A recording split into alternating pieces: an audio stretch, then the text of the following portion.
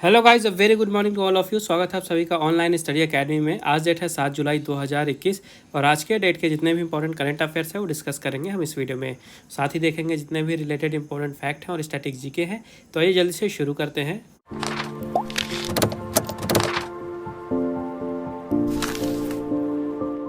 तो आज का पहला क्वेश्चन है, on which of the following date world zoonosis day is observed. निम्नलिखित में से किस तारीख को विश्व जूनोसिस दिवस मनाया जाता है। तो हर साल 6 जुलाई को मनाया जाता है वर्ल्ड जूनोसिस डे, यानी कि विश्व जूनोसिस दिवस। और ये दिन क्यों मनाया जाता है, तो जो जूनोसिस की समस्या होती है, जो कि एक इन्फेक्शियस डिसीज़ है, जो कि जानवरों से मनुष्यों में या मनुष्यों से जानवरों में वायरस, बैक्टीरिया या पैरासाइट के माध्यम से फैल सकती है, इसके बारे में लोगों को जागरूक करने के लिए ये दिन मनाया जाता है। और 6 तारीख ही क्यों चुनी गई, तो 6 जुलाई 1885 में लुइस पैस्तियर ने जो रेबीज़ के लिए पहली वैक्सीन थी, इसको सबसे पहली बार एडमिनिस्टर किया था, जो कि एक जूनोटिक डिसीज़ है रेबीज़। तो इसी की जो सबसे पहली वैक्सीन थी ये 6 जुलाई 1885 में आई थी, इसलिए 6 जुलाई को मनाया जाने लगा वर्ल्ड जूनोसिस डे।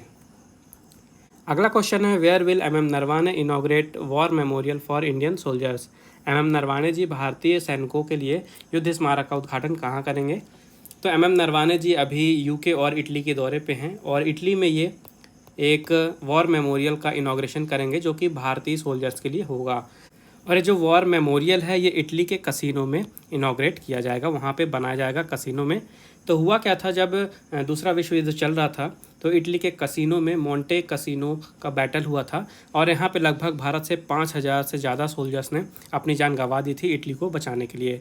तो उन्हीं जवानों को सम्मान देने के लिए यहाँ पे एक मेमोरियल की स्थापना की जा रही है और इसी का इनॉग्रेशन करेंगे भारत के जो आर्मी के चीफ जनरल हैं नरवाने जी। बात कर लेते हैं इटली की, तो यहाँ की कैपिटल है रोम, प्राइम मिनिस्टर है मारियो द्रागी और करेंसी है इटालियन लीरा। अगला क्वेश्चन है, who has been appointed as the new chief secretary of Uttarakhand. Uttarakhand के नए मुख्य सचिव के रूप में किसे नियुक्त किया गया है। तो अभी हाल ही में सुखवीर सिंह संधू जी को नियुक्त किया गया है उत्तराखंड के नए चीफ सेक्रेटरी के रूप में। तो याद रखेगा, सुखवीर सिंह संधू जी नए मुख्य सचिव होंगे उत्तराखंड के। सुखवीर सिंह संधू जी पहले national highways authority of India के चीफ रह चुके हैं और अब हाल ही में ये उत्तराखंड के नए चीफ सेक्रेटरी नियुक्त कर दिए गए हैं। और कल ही मैंने आपको बताया था कि उत्तराखंड के नए चीफ मिनिस्टर बने हैं कौन, पुष्कर सिंह धामी, और ये उत्तराखंड के सबसे युवा चीफ मिनिस्टर बने हैं। ठीक है, पुष्कर सिंह धामी चीफ मिनिस्टर बन गए हैं और चीफ सेक्रेटरी बन गए हैं सुखवीर सिंह संधू। गवर्नर हैं उत्तराखंड की बेबी रानी मौर्य और कैपिटल है देहरादून, विंटर की और समर की है गैरसेन। अगला क्वेश्चन है, who has been appointed as the new prime minister of Algeria. Algeria के नए प्रधानमंत्री के रूप में किसे नियुक्त किया गया है। तो अल्जीरिया के नए प्रधानमंत्री बन गए हैं ऐमान बेनाबदेराहमाने। याद रखिएगा, थोड़ा लंबा नाम है।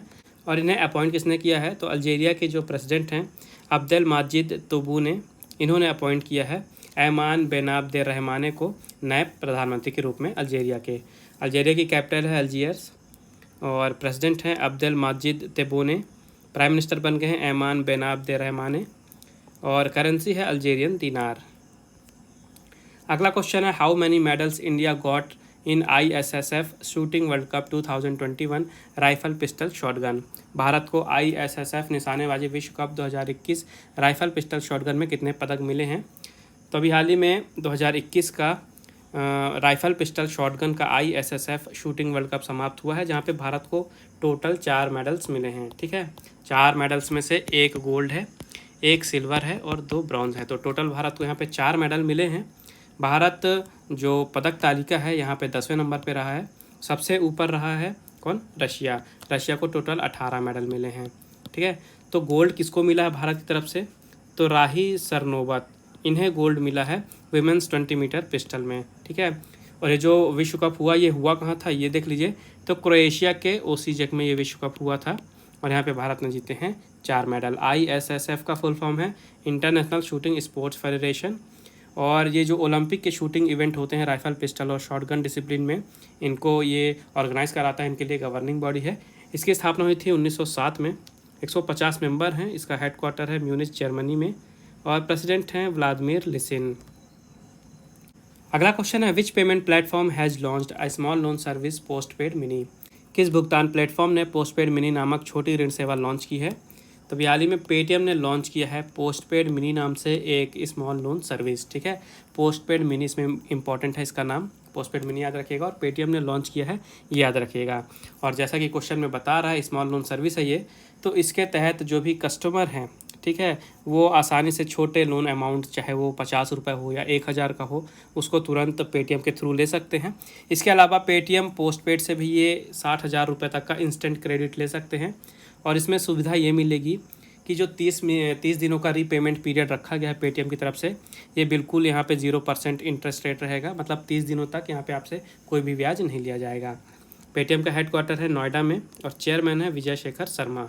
और ये जो पोस्ट पेड मिनी लॉन्च किया गया है ये पेटीएम के साथ आदित्य बिरला फाइनेंस लिमिटेड की पार्टनरशिप में लॉन्च किया गया है। अगला क्वेश्चन है which e commerce platform has partnered with PhonePe to digitise cash on delivery payments. Cash on delivery भुगतानों को डिजिटल बनाने के लिए किस ई कॉमर्स प्लेटफॉर्म ने फ़ोनपे के साथ साझेदारी की है। तो अभी हाल ही में फ्लिपकार्ट ने फ़ोनपे के साथ साझेदारी की है ताकि जो कैश ऑन डिलीवरी पेमेंट्स होती हैं फ्लिपकार्ट की, उसको डिजिटाइज़ किया जा सके। तो अभी होता क्या है, जैसे आपने फ्लिपकार्ट से कोई सामान ऑर्डर किया, जब भी आपको डिलीवर होता, अगर आपने कैश ऑन डिलीवरी सेलेक्ट किया है तो यहाँ पे आपको कैश देना पड़ता है। तो यहाँ पे ह्यूमन टच को दूर करने के लिए यहाँ पे कोई फिजिकल कांटेक्ट ना हो, इस कारण से ये सर्विस लाई जा रही है, जिसके लिए फ्लिपकार्ट ने फ़ोनपे के साथ साझेदारी की है। तो अब आप अगर कैश ऑन डिलीवरी चुनते हैं फ्लिपकार्ट से, जब आपके पास कोई सामान डिलीवर होगा तो वहाँ पे आपको एक QR कोड दिखाया जाएगा, उसको स्कैन करके आप ऑनलाइन पेमेंट कर सकते हैं डिलीवरी के टाइम पे। तो इस तरह से फिजिकल कांटेक्ट को अवॉइड करने के लिए शुरू किया गया है फ्लिपकार्ट के द्वारा। ठीक है, फ़ोनपे की स्थापना हुई थी 2015 में, हेडक्वार्टर है बेंगलोर कर्नाटका में, और फाउंडर और CEO हैं समीर निगम। जबकि फ्लिपकार्ट का भी हेडक्वार्टर है बेंगलुरु में ही, यहाँ के CEO हैं कल्याण कृष्ण मूर्ति, और इसकी स्थापना हुई थी 2007 में। अगला क्वेश्चन है who will be the flag bearer of Indian contingent eight opening ceremony of Tokyo Olympics. Tokyo Olympic के उद्घाटन समारोह में भारतीय दल का ध्वजवाहक कौन होगा।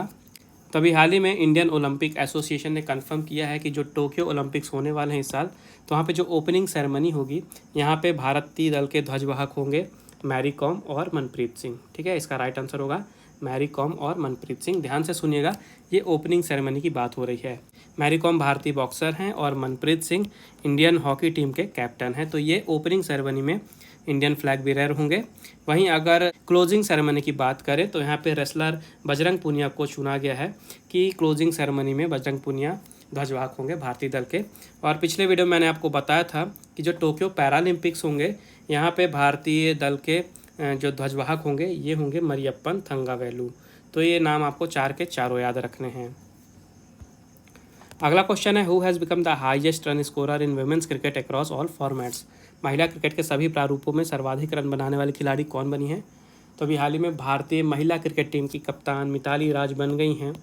वुमेन्स क्रिकेट के जितने भी फॉर्मेट होते हैं उसमें अगर अंतर्राष्ट्रीय लेवल पे बात करें तो सभी प्रारूपों में सबसे ज़्यादा रन बनाने वाली खिलाड़ी भारतीय क्रिकेट टीम की कप्तान है मिताली राज। इन्होंने पीछे छोड़ा है इंग्लैंड की पूर्व कप्तान चार्लोट एडवर्ड को, जिन्होंने 10,273 रन बनाए थे। और अगर प्रेजेंट में बात करते हैं तो मिताली राज के 10,337 रन हो गए हैं और ये सबसे ऊपर आ गई हैं वुमेन्स क्रिकेट के सारे ही फॉर्मेट में रन बनाने के मामले में। अगला क्वेश्चन है where will 52nd edition of international film festival of India be held. भारत के अंतर्राष्ट्रीय फिल्म महोत्सव का 52वां संस्करण कहाँ आयोजित किया जाएगा। तो गोवा में आयोजित किया जाएगा 52nd edition of international film festival of India, जिसे आप शॉर्ट में IFFI के नाम से भी जानते हैं। मैंने आपको पिछले कुछ महीनों पहले बताया था कि जो 51वां संस्करण था ये भी गोवा में ही कराया गया था और अब 52वां संस्करण भी गोवा में ही कराया जाएगा। ठीक है, दूसरी चीज़ याद रखिएगा कि ये जो फेस्टिवल है IFFI फिल्म फेस्टिवल, ये 20 से लेकर 28 नवंबर 2021 तक ऑर्गेनाइज कराया जाएगा। और इस साल एक खास बात इसमें ये है कि भारतीय सिनेमा के मैस्ट्रो हैं श्री सत्यजीत रे जी, इनकी 100वीं वर्षगांठ पड़ रही है इस साल। तो इन्हीं के ओकेशन पे एक नया अवार्ड लाया जा रहा है जिसका नाम है सत्यजीत रे life time achievement award for excellence in cinema. ठीक है, ये अवार्ड का नाम है। तो इस साल से शुरू हो रहा है ये अवार्ड और हर साल ये अवार्ड दिया जाएगा international film festival of India में। तो दोनों पॉइंट आपको याद रखने, एक तो गोवा में होगा और दूसरा ये जो नया अवार्ड लाया जा रहा है। अगला क्वेश्चन है who has authored the book titled operation khukri. Operation khukri नामक पुस्तक किसने लिखी है। तो राजपाल पुनिया और उनकी बेटी दामिनी पुनिया, इन दोनों ने मिल के लिखी है पहली पुस्तक अपनी ऑपरेशन खुकरी। काफ़ी ज़्यादा इंपॉर्टेंट क्वेश्चन है ये। पुस्तक का नाम आपको याद रखना है, operation Khukri, the true story behind the Indian army's most successful mission as part of the United Nations. और लेखक हैं राजपाल पुनिया और दामिनी पुनिया। जो राजपाल पुनिया जी हैं ये मेजर जनरल है भारतीय आर्मी में, और ये पुस्तक लिखी गई है ऑपरेशन खुखरी के ऊपर। ऑपरेशन खुखरी क्या था? तो देखिए, सन 2000 में यूनाइटेड नेशंस की तरफ से सियरा लियोन में लगभग 200 भारतीय पीस कीपर यानी कि शांति दूत भेजे गए थे, और वहाँ पे वो खतरे में फंस गए थे। उनको रेस्क्यू करने के लिए इंडियन आर्मी के द्वारा मिशन चलाया गया था, और उस मिशन का नाम था ऑपरेशन खुखरी। तो उसी ऑपरेशन खुखरी के ऊपर ये पुस्तक लिखी गई है। तो इस साल यानी 13 जुलाई 2021 को हम 21वीं एनिवर्सरी मनाएंगे ऑपरेशन खुखरी की। तो ये डेट भी आपको याद रखनी है, 13 जुलाई 2021 की। अगला क्वेश्चन है, who has authored the book titled lady doctors the untold stories of India's first women in medicine. Lady doctors the untold stories of India's first women in medicine नामक पुस्तक किसने लिखी है? तो कविता राव जी ने लिखी है नई पुस्तक जिसका नाम है lady doctors the untold stories of India's first women in medicine. तो आपको पुस्तक का नाम भी याद रखना है और ऑथर का नाम भी याद रखना है, कविता राव। ये जो पुस्तक है ये रुक्माबाई रौत के ऊपर लिखी गई है, जो कि भारत की तरफ से पहली वुमेन थी मेडिसिन के क्षेत्र में। तो नाम याद रखिएगा, कविता राव ने लिखी है lady doctors the untold stories of India's first women in medicine.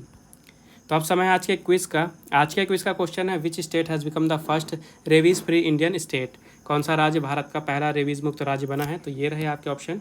Make sure answer जरूर दे कमेंट बॉक्स में। उसके अलावा अगर आपको कोई प्रॉब्लम है, कोई डाउट है, आपका कोई सजेशन है, तो आप बिल्कुल मुझे कमेंट बॉक्स में बता सकते हैं। पिछले वीडियो में आपसे पूछा गया था, which wild life sanctuary has become the 52nd tiger reserve of India. कौन सा वन्यजीव अभ्यारण्य भारत का 52वां बाघ अभ्यारण्य बन गया है? तो इसका राइट आंसर है रामगढ़ वाइल्ड लाइफ सेंचुरी, जो कि राजस्थान में है। तो ये थे आज के important current affairs. I hope आपको इसको लगे होंगे। वीडियो पसंद आई है तो वीडियो को लाइक ज़रूर करें, ज़्यादा से ज़्यादा शेयर करें दोस्तों के साथ, और चैनल को सब्सक्राइब करना ना भूलें। बेल आइकन जरूर दबाइएगा ताकि नोटिफिकेशन आपको मिलती रहे। और रिवीजन के लिए अगर आपको PDF फाइल चाहिए तो उसकी लिंक आपको डिस्क्रिप्शन में मिल जाएगी, आप वहाँ से डाउनलोड कर सकते हैं। बाकी मिलते हैं अगले वीडियो में, तब तक के लिए take care and thank you guys.